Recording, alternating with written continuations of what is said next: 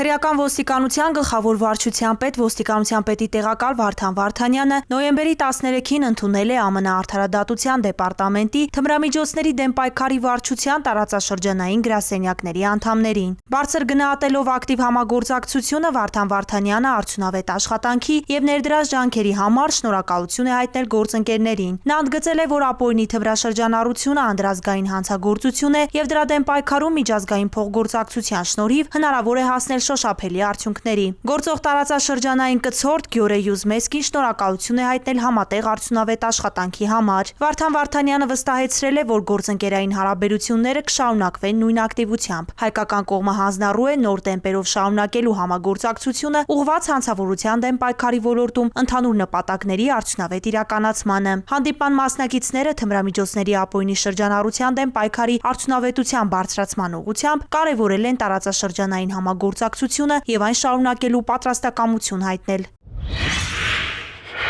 Քրեական ոստիկանության Երևան քաղաքի վարչության թմրամիջոցների ապօրինի շրջանառության դեմ պայքարի բաժնում ստացվել էր օպերատիվ տեղեկություն, որ 35-ամյա մի տղամարդ պատրաստվում է մաքսանենգ ճանապարհով ձեռք բերել առանձնապես խոշոր չափերի թմրանյութ եւ այն իրացնել։ Հետագա միջոցառումները ձեռնարկվեցին քրեական ոստիկանության գլխավոր վարչության, քննչական կոմիտեի մարդկանց թրաֆիքինգի, անչափահասների սեռական անձեռնմխելիության դեմ ուղղված եւ թմրամիջոցների անօրինական շրջանառության հանցագործությունների քննության վարչության ծառայողների եւ պարեկների հետ։ Օպերատիվ հետախուզական լայնածավալ միջոցառումների եւ քննչական գործողությունների արդյունքում տղամարդը հայտնաբերվեց ու ձերբակալվեց։ Նրա խուզարկությամբ հայտնաբերվեց 7 կիլոգրամից ավելի մարիխուանա։ Դատարանի որոշմամբ խուզարկություն կատարվեց նրա բնակության վայրում։ Հայտնաբերվեց 261 գրամ ափիոն տեսակի թմրամիջոցի նմանվող զանգված եւ լոռազեպամ տեսակի հոգեմետ տեղահաբեր։ Նախաքննությունը շարունակվում է։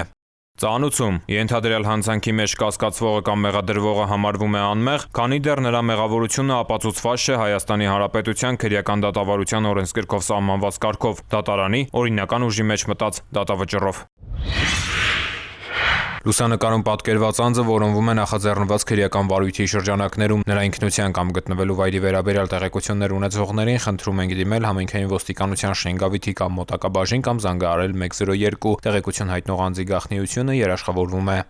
Ծանուցում ենթադրյալ հանցանքի մեջ կասկածվողը կամ մեղադրվողը համարվում է անմեղ, քանի դեռ նրա մեղավորությունը ապացուցված չէ Հայաստանի Հանրապետության քրեական դատավարության օրենսգրքով սահմանված կարգով, դատարանի օրինական ուժի մեջ մտած դատավճռով։ Ներքին գործերի նախարարության elections.mia.gov հարթակում հրապարակված են նոյեմբերի 16-ին Արմավիրի մարզի Վաղարշապատ համայնքի համամասնական ընտրակարգով անցկացվող ավականու ընտրություններին մասնակցող ընտրողների վերջնական ցուցակները որոնման եւ բեռնման հնարավորությամբ։ Որոնման հնարավորությամբ ցուցակները պարունակում են հետևյալ տեղեկատվությունը. ընտրողի անհատական տվյալներ, հաշվառման հասցե, քվեարկության օր, քվեարկության ժամանակ, ընտրողի ընտրական տեղամասի համար եւ տեղամասային կենտրոնի հասցե։ Ուշադրություն. Եթե ձեր անունը չեք գտել ընտրողների ցուցակներում, ապա նոյեմբերի 11-ից մինչև քվեարկության օրվա ավարտը կարող եք մոտենալ Միգրացիայի եւ քաղաքացիության ծառայության տարածքային գրասենյակ համապատասխան տեղեկանք ստանալու համար, որպեսզի ընդգրկվեք քվեարկության օրը կազմվող լրացուցիչ ցուցակներում։ Ընտրելու իրավունք ունեցող անձինք ընտրացուցակներում կարող են որոնել իրենց տվյալները,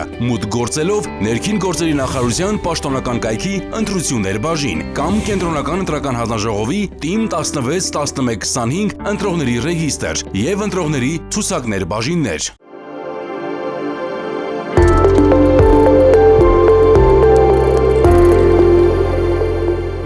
Հոկտեմբերի 6-ից նախագործարկվում է քաղաքացիության գործերի էլեկտրոնային համակարգը։ Դիմումատուները հնարավորություն կունենան առցանց գրանցվել հարթակում, ստեղծել, խմբագրել եւ ներկայացնել Հայաստանի քաղաքացիություն ստանալու կամ դադարեցնելու նախնական հայտ, ամրագրել Միգրացիա եւ քաղաքացիության ծառայություն այցելության օր ոչ շուտ, քան 2026 թվականի հունվարի 22-ը։ Հայաստանի Հանրապետության քաղաքացիները նոր համակարգում գրանցվելու են բացառապես ԵՍՄ ազգային նույնականացման հարթակի միջոցով, ինչի համար անհրաժեշտ է նույնականացման քարտ եւ էլեկտրոնային թվային ստորագրություն։ Օտարերկրյա քաղաքացիները, փախստականի կարգավիճակ ունեցող եւ քաղաքացիություն չունեցող անձինք գրանցվելու են ըստ ցանկության, խիստ նույնականացմամբ կամ էլեկտրոնային փոստի վավերացմամբ գցելով ճամփորդական փաստաթղթի լուսապատճենը։ Նախնական հայտի ներկայացումից հետո անհրաժեշտ է կատարել պետական տուրքի վճարում ոչ ուշ, քան ընտրված այցելության օրվանից 10 օր առաջ։ Վճարումը չկատարելու դեպքում ամրագրած օրը չեղարկվում է։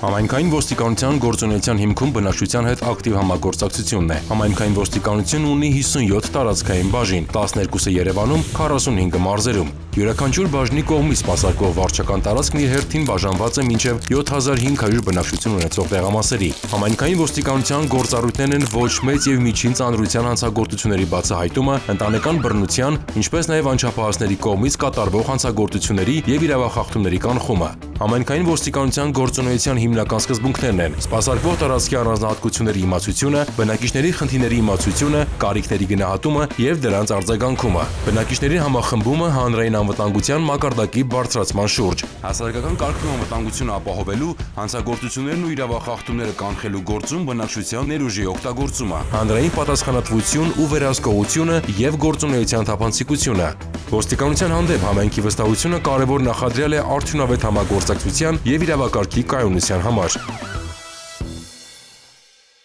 Ինչպես նվազեցնել անչափահասի կողմից թմրամիջոցների գործածության ռիսկերը։ Ապահովել օգտակար զբաղվածություն կրթությունից զատ ժամերին, օրինակ՝ սպորտ, մշակույթ, կամավորություն եւ այլն։ Զբաղվածությունը կնպաստի ռիսկային ժամանակահատվածի կրճատմանը, կապահովի ճիշտ միջավայր։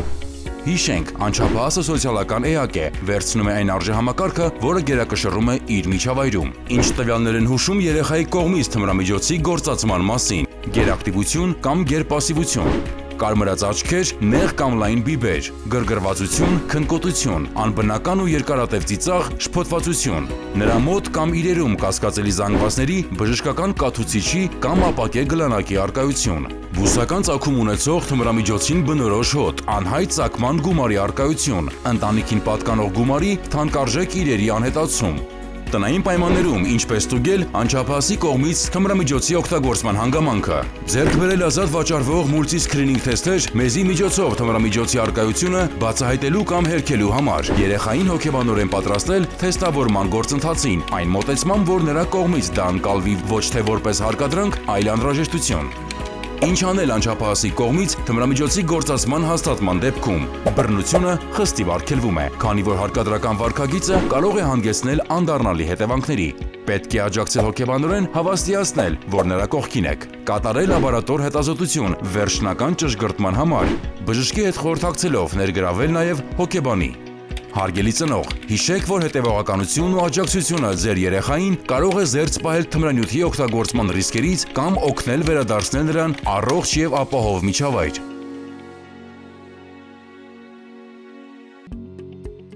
Անչափահասների շրջանում հանցավորության մակարդակի նվազեցումը ներքին գործերի նախարարության առաջնահերթություններից է։ Մասնավորապես ուշադրության կենտրոնում են կտրող ծակող առարկաներով կատարվող հանցագործությունների նախականխումն ու կանխարգելումը։ Այս հանցատեսակների համար օրենսդրությամբ հստակ սահմանված են արգելքներ եւ իրավական պատասխանատվություն։ Երեխայի իրավունքների մասին օրենքն արգելում է երեխային ներգրավել արտաքին տեսքով կամ կառուցվածքով սառը զենքի նմանվող եւ արտադրական կենցաղային տնտեսական ուսումնական մշակութային կամ դեկորատիվ նշանակություն ունեցող առարկաների, սարքերի կամ գործիքների վաճառքին։ Առևտրի եւ ծառայությունների մասին օրենքն արգելում է արտաքին տեսքով կամ կառուցվածքով սառը զենքի նմանվող եւ արտադրական կենցաղային տնտեսական ուսումնական մշակութային կամ դեկորատիվ նշանակություն ունեցող առարկաների, սարքերի կամ գործիքների վաճառքը 18 տարին չլրացած անձանց։ Վարչական իրավախախտումների վերաբերյալ օրենսգրքի համաձայն արտաքին տեսքով եւ կառուցվածքով սառը զենքի նմանվող եւ արտադրական կենցաղային տնտեսական ուսումնական մշակութային կամ դեկորատիվ նշանակություն ունեցող առարկաներ, սարքեր կամ գործիքներ 18 տարին չլրացած անձանց վաճառելու դեպքում վաճառողը կտուգանվի սահմանված նվազագույն աշխատավարձի 100-ապատիկի չափով։ 18 տարին չլրացած անձանց արտաքին տեսքով կամ կառուցվածքով սառը զենքի նմանվող եւ արտադրական կենցաղային տնտեսական ուսումնական մշակութային կամ դեկորատիվ նշանակություն ունեցող առարկաների, սարքերի կամ գործիքների վաճառքի մեջ ներգրավվելը նույնպես կառաջացնի տուգանք, այս անգամ սահմանված նվազագույն աշխատավարձի 200-ապատիկի չափով։ 16-ից 18 տարեկան անձի կողմից արտաքին տեսքով կամ կառուցվածքով սառը զենքի նմանվող եւ արտադրական կենցաղային տնտեսական ուսումնական մշակութային կամ դեկորատիվ նշանակություն ունեցող առարկաներ, սարքեր կամ գործիքներ կրելը առաջացնում է տուգանքի նշանակում սահմանված նվազագույն աշխատավարձի 40-ապատիկի չափով, միաժամանակ վերցնելով այդ առարկաները, սարքերը կամ գործիքները։ Հարգելի ծնողներ, ձեր ակտիվ աջակցությունն ու համագործակցությունն անչափ կարևոր եւ անհրաժեշտ է։ Համատեղ ուժերով անչափահասներին զերծ պահելու արատավոր երևույթներից, կանխելու նրանց կողմից կատարվող իրավախախտումներն ու հանցագործությունները։ Միասին կարող ենք ապահովել մեր երեխաների անվտանգությունն ու բարեկեցիկ ապագան։